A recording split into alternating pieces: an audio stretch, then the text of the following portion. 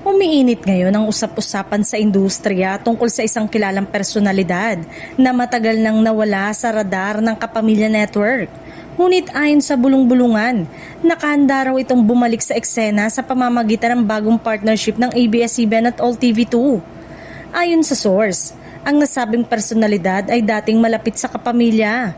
Nagkaroon ng mahalagang proyekto noon ngunit biglang nawala sa spotlight dahil sa kontrobersya, career shift o di kaya'y tahimik na paglayo sa industriya. Ngayon, sinasabing may inaayos ng internal talks para sa posibleng pagbabalik telebisyon.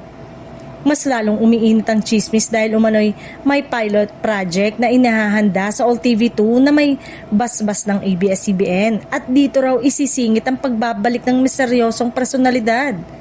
Hindi man bida, posibleng special role, cameo o supporting role muna ang ibibigay bilang test comeback. May mga netizen na nagsisimula ng manghula, artista ba ito? Host, singer, former Kapamilya star? May ilan pang nagsasabing may kinalaman daw ito sa mga dating isyong personal na ngayon ay tila tahimik na at tapos na. Dagdag pa ng source, ang pagbabalik ay hindi raw magiging maingay sa umpisa. Walang grand announcement, walang press release, bagos ay isang low-key reintroduction muna sa audience hanggang sa tuluyang maging formal na comeback.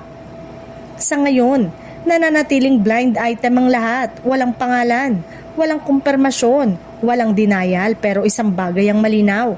Kung matutuloy ito, tiyak na magiging mainit na usapan sa showbiz ang pagbabalik na ito.